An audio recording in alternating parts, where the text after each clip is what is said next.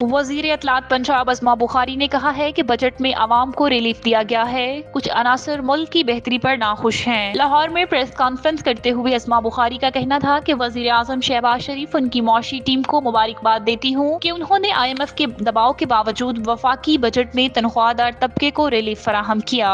तनख्वाहों और पेंशन में इजाफा खुशाइंद है और इस बजट में दरमियाने तबके को सहारा मिलेगा। उन्होंने कहा कि मुल्क में एक ऐसी मखलूक भी मौजूद है जो कभी खुश नहीं होती। कल कौमी असेंबली में जो कुछ भी हुआ वो एक खास गिरोह ने किया और वो पूरी कौम ने देखा। उनकी ख्वाहिश है कि पाकिस्तान को नुकसान हो। उनका कहना था कि स्टॉक एक्सचेंज में 2100 पॉइंट्स का इजाफा हुआ जो सरमायाकारों के एतमाद का मजहर है। PTI को तनकीद का निशाना बनाते हुए अज़मा बुखारी ने कहा कि ये वो वाहिद जमात है जो मुल्की मफाद में कभी कोई मस्बत कदम नहीं उठा सकी और अब ये मुहिम चला रहे हैं कि वाशिंगटन चलो। उनके यूट्यूबर्स ने भी इस मुहिम को हवा दी, मगर कल खुद बैरिस्टर गौहर ने कह दिया हमने कोई कॉल नहीं दी। अज़मा बुखारी ने कहा कि पंजाब में सफाई के बेहतरीन इंतजामात पर कुछ लोगों को तकलीफ हुई है।